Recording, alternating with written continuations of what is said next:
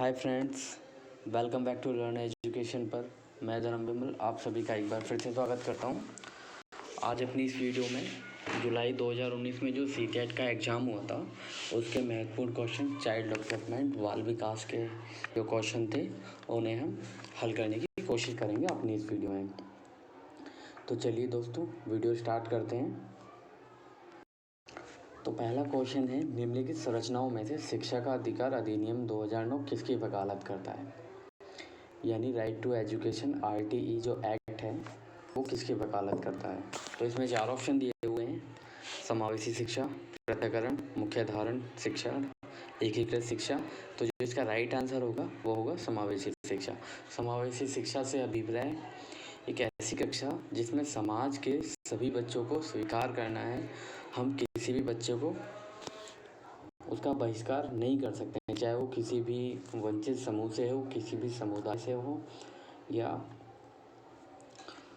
विशिष्ट हो या अविशिष्ट हो, या सामान्य हो या प्रतिभाशाली हो। हमें सभी बच्चों को एक ही कक्षा में रखकर सभी को शिक्षित करना है। और कुछ लोग समावेशी शिक्षा से अभिप्राय ये लगाते हैं कि इसमें विकलांग बच्चों को पढ़ाया जाता है, तो वह इसका केवल एक संकुचित अर्थ है। तो चलिए दोस्तों नेक्स्ट क्वेश्चन की ओर बढ़ते हैं। डैश यह विचारधारा है कि सभी बच्चों को एक नियमित विद्यालय व्यवस्था में समान शिक्षा प्राप्त करने का अधिकार हो। तो जो इसका भी राइट आंसर होगा, जैसे मैंने पहले बताया था, समावेशी शिक्षा। नियमित विद्यालय व्यवस्था में समान शिक्षा प्राप्त करने का अधिकार हो तो वो समावेशी शिक्षा में ही हो सकता है। तीसरे क्वेश्चन की ओर बढ़ते हैं।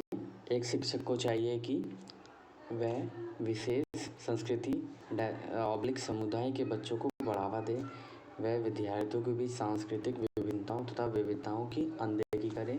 तीसरा क्वेश्चन है, यह संप्रेषित करे कि वह कक्ष में सभी संस्कृतियों का सम्मान करती है एवं महत्व देती है। चौथा ऑप्शन होगा, वह विद्यार्थियों के बीच तुलना को अधिकतम करे।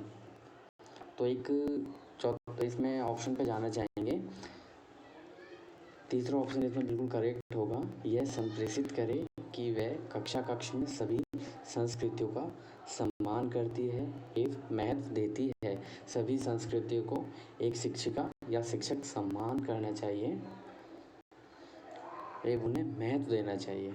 तो चौथे क्वेश्चन की ओर बढ़ते हैं। बच्चे प्रभावी रूप से सीखते हैं जब वह पाठ्यपुस्तक में दिए गए तथ्यों को याद करते हैं, वह श्यामपट्ट पर अध्यापक के द्वारा लिखे गए उत्तरों की नकल करते हैं, वह विभिन्न गतिविधियों एवं कार्यों में सक्रिय रूप से भाग लेते हैं। चौथा ऑप्शन होगा इसमें, शिक्षक कक्षा में होने वाली सभी घटनाओं व बच्चों को पूर्ण रूप से नियंत्रित करता है।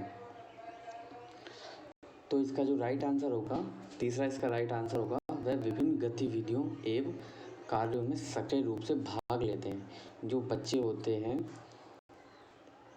वो प्रभावी रूप से जब सीखते हैं जब वो सभी गतिविधियों एवं कार्यक्रम में सक्रिय यानी एक्टिव रूप से भाग लें। तो पांचवें क्वेश्चन की ओर बढ़ते हैं। बच्चों को कक्ष में प्रश्न पूछने के लिए हतोत्साहित करना चाहिए, पूछने की अनुमति नहीं देनी चाहिए, पूछने से रोकना चाहिए, पूछने के लिए प्रेरित करना चाहिए। तो इसका जो आंसर होगा, फोर्थ आंसर इसका बिल्कुल सही होगा कि एक अध्यापक को बच्चों को प्रश्न पूछने के लिए लगातार प्रेरित करना चाहिए। शिक्षक को बच्चे से कहना चाहिए कि आपको जो भी क्वेश्चन करना है आप पूछ सकते हैं।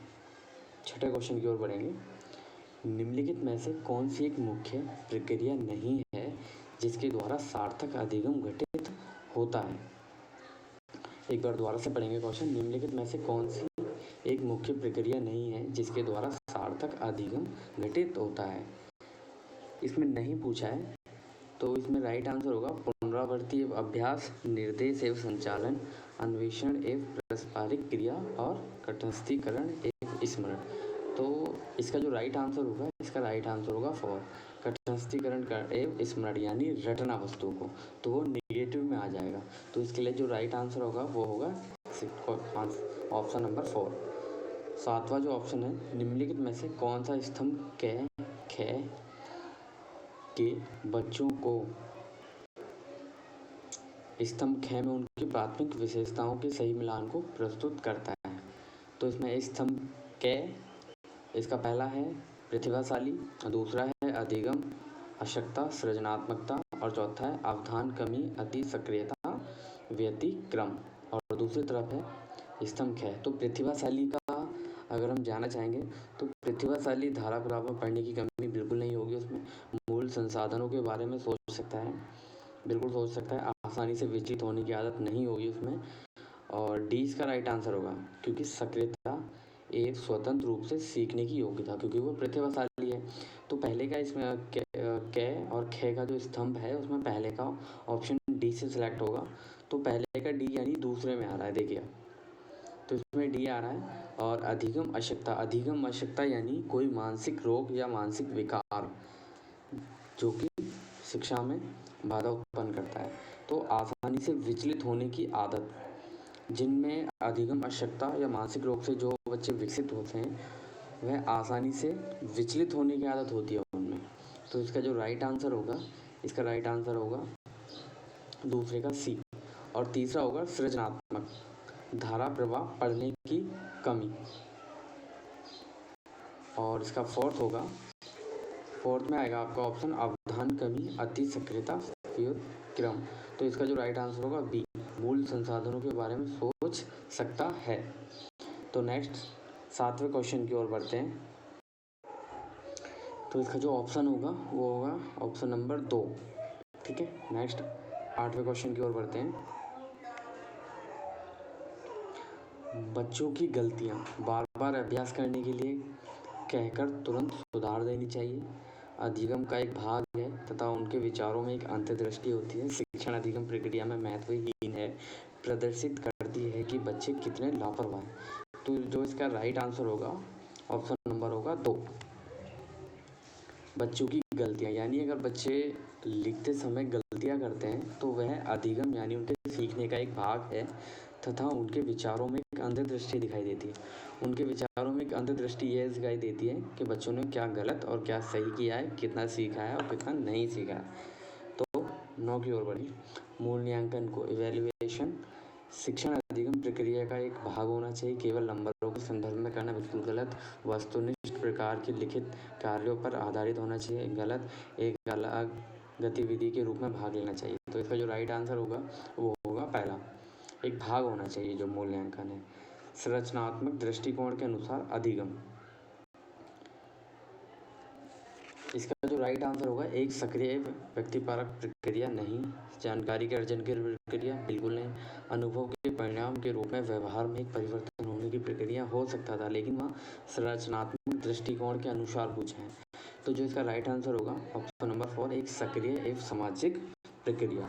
11 की ओर बढ़ते हैं। जब शिक्षक को विद्यार्थियों एवं उनकी योग्यताओं के बारे में सकारात्मक विश्वास होता है तब विद्यार्थी, यानी एक शिक्षक को अपने विद्यार्थियों एवं उनकी योग्यताओं के बारे में सकारात्मक विश्वास है तब विद्यार्थी निश्चिंत हो जाते हैं तथा सीखने के लिए किसी भी तरह का प्रयास करना बंद कर देते हैं। बिल्कुल का उत्साह भंग हो जाता है तथा वह दबाव में आ जाते हैं, गलत होगा। किसी भी रूप में प्रभावित नहीं होते, सीखने के लिए उत्सुक प्रेरित रहते हैं। इसका राइट आंसर होगा 4, जो बच्चे होते हैं वो सीखने के लिए प्रेरित रहते हैं कि शिक्षक हमें जानता है और उसे हम पर विश्वास है तो हम और सीखें।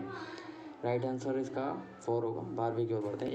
एक शिक्षक बच्चों को प्रभावी रूप से समस्या का समाधान करने में सक्षम बनाने के लिए किस तरह से प्रोत्साहित कर सकता है। तो जिसका राइट आंसर होगा पाठ्य पुस्तक से एक ही प्रकार के प्रश्नों के उत्तर अभ्यास के लिए उन्हें पर्याप्त मात्रा में अवसर प्रदान करके, गलत, पाठ्य पुस्तक में दी सूचनाओं को कंठस्थीकरण पर बल देकर, कंठस्थीकरण यानी रटंत बिल्कुल गलत, कभी भी नहीं निकालना, बच्चों को समस्या के बारे में सहानुभूत अनुमान लगाने एवं बहु विकल्पों को देखने के लिए प्रोत्साहित करना बिल्कुल सही हो सकता है। इसका आंसर होगा नंबर 3, प्रोत्साहित करना। क्वेश्चन नंबर 13, वह विधियों जिनके प्रयोग में विद्यार्थियों की स्वयं पहल व प्रयास शामिल हैं निम्न में से किसका उदाहरण है। तो वह उदाहरण होगा अधिगमकर्ता केंद्रित विधि, इसका राइट आंसर होगा। निगमनात्मक गलत होगा, परंपरागत भी नहीं होगा, वो दोनों अलग थ्योरी हैं। नीचे लिखी हुई स्थिति के सिद्धांत को दर्शाती है। जो विद्यार्थी अच्छा प्रदर्शन नहीं कर पाते हैं वह महसूस करते हैं कि वह पर्याप्त रूप से अच्छे नहीं हैं। जो विद्यार्थी अच्छा प्रदर्शन नहीं कर पाते वह महसूस करते हैं कि वह पर्याप्त रूप से अच्छे नहीं हैं। और हतोत्साहित महसूस करते हैं, तब उनमें बना प्रयास के कार्य को आसानी से छोड़ देने की संभावना है। यानी कोई बच्चा अगर कार्य कर रहा है तो उसके अंदर एक ऐसी भावना क्रिएटिव होती है कि मैं इस कार्य को नहीं कर सकता हूँ। अगर वो गलत कर रहा है और वो दोबारा प्रयास करना छोड़ देगा। संज्ञान एवं सवेग संबंधित नहीं है। आनुवांशिकता एवं पर्यावरण अलग नहीं है। आनुवांशिकता एवं पर्यावरण संबंध नहीं है। पर्यावरण से कोई मैटर नहीं है। संज्ञान एवं सवेग अलग नहीं है। संज्ञान एवं सवेग अलग नहीं है। इसका जो राइट आंसर होगा ऑप्शन नंबर 4 होगा कि संज्ञान से हमारे सवेग जुड़े हुए हैं, अलग नहीं हैं। 15 की ओर बढ़ते हैं। निम्नलिखित में से कौन सी प्राथमिक समाजीकरण माध्यम है? तो इसका जो राइट आंसर होगा प्राथमिक समाजीकरण माध्यम पहला होता है हमारा परिवार, दूसरा होता है विद्यालय, फिर सरकार, मीडिया। तो इसका जो राइट आंसर होगा 4, इसमें आएगा राइट परिवार। नेक्स्ट बढ़ते हैं। जीन पियाजे के सिद्धांत का प्रमुख प्रस्ताव है कि बच्चों की सोच वयस्कों से बेहतर होती है। बच्चों की सोच मात्रात्मक रूप से वयस्कों से भिन्न होती है। बच्चों की सोच गुणात्मक रूप से वयस्कों से भिन्न होती है। बच्चों की सोच वयस्कों से भिन्न होती है। तो इसका जो राइट आंसर होगा जीन पियाजे के अनुसार बच्चों की सोच गुणात्मक रूप से वयस्कों से भिन्न होती है। अगर आपने जीन पियाजे की थ्योरी पढ़ी है, उन्होंने 4 स्टेज बताई हैं, तो उन्होंने जो बच्चों के विकास के ऊपर काम किया है उसमें उन्होंने बच्चों की सोच को गुणात्मक रूप से वयस्कों से भिन्न होती है, यानी उनका विकास या उनकी सोच। तो इसका जो राइट आंसर होगा 3 होगा। जेंडर एक मनोवैज्ञानिक सत्ता है? नहीं, मनोवैज्ञानिक सत्ता नहीं है। एक सामाजिक संरचना बिल्कुल हो सकता है। एक आर्थिक अवधारणा है? नहीं। एक जैविक निर्धारक है? ये भी नहीं होगा। मनोवैज्ञानिक ने नहीं दिया जेंडर, समाज ने दिया है। तो इसका जो राइट आंसर होगा एक सामाजिक संरचना, आंसर नंबर 2। निम्नलिखित में से कौन सी विकास के व्यापक आयामों की सही पहचान करती है? विकास के बारे में पूछा है बच्चे के। संवेगात्मक, बौद्धिक, अध्यात्मक एवं स्वयं, शारीरिक, व्यक्तिगत, अध्यात्मक एवं संवेगात्मक, बिल्कुल नहीं होगा। सामाजिक, शारीरिक, व्यक्तिगत, स्वयं, शारीरिक, संज्ञानात्मक, सामाजिक और संवेगात्मक। तो इसका जो राइट आंसर होगा 4। लेकिन क्यों, बताना चाहूँगा। शारीरिक विकास पहले, फिर संज्ञानात्मक माइंडली, फिर सामाजिक और फिर संवेगात्मक। पहले शरीर, फिर दिमाग, फिर समाज, फिर संवेग। बुद्धि के बारे में निम्नलिखित कथनों में से कौन सा सही है? बुद्धि अनुभव के परिणाम के रूप में व्यवहार में एक अपेक्षाकृत स्थायी परिवर्तन है, गलत। बुद्धि एक आनुवंशिक विशेषक है जिसमें मानसिक गतिविधियां जैसे स्मरण एवं तर्क शामिल होता है, नहीं। बुद्धि बहुआयामी है, बिल्कुल राइट आंसर। बुद्धि बहुआयामी है जिसमें बुद्धि परीक्षणों के द्वारा पूर्ण रूप से परीक्षण न की जाने वाली कई योग्यताएं शामिल हैं। बुद्धि अपसारी रूप से सोचने की योग्यता है। अपसारी नहीं है, अगर यहाँ पे अपसारी होता तो हम लगा सकते थे, लेकिन इनसे जो तीसरा आंसर है वो एकदम बिल्कुल सही होगा। बुद्धि बहुआयामी है। बुद्धि कई प्रकार से सोचने की क्षमता है। एक गार्डनर हुए हैं साइकोलॉजिस्ट, मनोवैज्ञानिक, उन्होंने बताया भी है 9 प्रकार की बुद्धि बताई है। तो इसका जो राइट आंसर होगा 3। नेक्स्ट पढ़ते हैं। प्रगतिशील शिक्षा में बच्चों को किस तरह से देखा जाता है? चाइल्ड सेंटर एजुकेशन यानी बाल केंद्रित शिक्षा एक अलग चीज़ है। यहाँ पर गया है प्रगतिशील शिक्षा यानी प्रोग्रेसिव एजुकेशन। प्रोग्रेसिव एजुकेशन में बच्चों को किस तरह से देखा जाता है? प्रगतिशील शिक्षा में बच्चों को किस तरह से देखा जाता है? तो इसका होगा निष्क्रिय अनुकारकों के रूप में, सक्रिय अन्वेषकों के रूप में, खाली स्लॉटों के रूप में। खाली स्लॉटों के रूप में कभी नहीं देख सकते, बच्चा कुछ न कुछ हमेशा क्लास में लेके ही आता है। तो इसका जो राइट आंसर होगा छोटे वयस्कों के रूप में होगा। नेक्स्ट है लेव वाइगोत्स्की के अनुसार अधिगम। लेव वाइगोत्स्की एक साइकोलॉजिस्ट हुए हैं, तो उनके अनुसार एक व्यक्तिगत गतिविधि है, एक निष्क्रिय गतिविधि है, एक अनुबंधित गतिविधि है, एक सामाजिक गतिविधि है। उन्होंने सामाजिक के ऊपर काम किया है। तो इसका जो राइट आंसर होगा 4। नेक्स्ट है निम्नलिखित में से कौन सा पूर्व क्रियात्मक अवस्था काल के बच्चों की विशेषित करता है? ये पूर्व क्रियात्मक जो अवस्था है जीन पियाजे की जो 4 स्टेज है उसमें से एक है। ये दूसरी स्टेज है। पहले है इंद्रगामिक, फिर पूर्व, फिर मूर्त और चौथी है अमूर्त। तो ये 2 से 7 वाली है। तो इसका जो होगा लक्ष्य निर्धारित करना, बच्चा लक्ष्य निर्धारित नहीं कर पाएगा 2 से 7 की एज में। विलंबित अनुकरण बिल्कुल नहीं कर पाएगा, विलंबित अनुकरण 2 में आता है। विचारों की अनुत्क्रमणीयता, वर्तुल प्रतिक्रिया। तो इसका जो राइट आंसर होगा विचारों की अनुत्क्रमणीयता, इसका राइट आंसर होगा। नेक्स्ट है 23 की ओर बढ़ते हैं। बच्चे और उनके अधिगम के संदर्भ में निम्नलिखित में से कौन सा कथन सही है? बच्चों को सीखने के लिए अभिप्रेरणा तथा सीखने के लिए उनकी सक्षमता केवल अनुवांशिक के बिल्कुल गलत आंसर होगा। ऐसा कुछ नहीं है। बच्चों की सामाजिक आर्थिक पृष्ठभूमि उनकी प्रेरणा एक सामाजिक क्षमता को निर्धारित या सीमित करती है। नहीं, आर्थिक पृष्ठभूमि से कोई लेना देना नहीं है बच्चे के अधिगम का। बच्चों के अधिगम हेतु प्रेरित करने के लिए उन्हें पुरस्कार या दंडित करना चाहिए, दंडित नहीं करना चाहिए। सभी बच्चे सीखने के लिए स्वाभाविक रूप से प्रेरित होते हैं तथा सीखने में सक्षम होते हैं। तो इसका जो राइट आंसर होगा इसका 4। सभी बच्चे सीखने के लिए स्वाभाविक रूप से प्रेरित रहते हैं तथा सीखने में सक्षम होते हैं। वह किसी भी समुदाय से हों, किसी भी पृष्ठभूमि से हों, वह स्वाभाविक रूप से सीखने के लिए प्रेरित होते हैं। नेक्स्ट है, चालक विकास की दर में व्यक्तिगत विविधताएं होती हैं। जो विकास है उसकी जो दर है उसमें व्यक्तिगत विविधताएं होती हैं। फिर भी चालक विकास का क्रम अधोगामी शीर्षगामी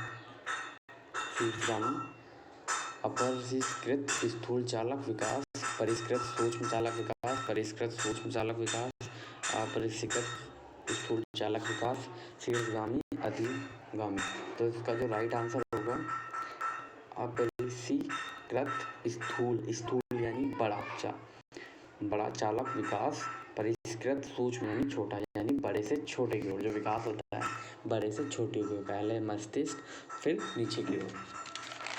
तो इसका जो राइट आंसर होगा 2 होगा। नेक्स्ट बढ़ते हैं 25 की ओर।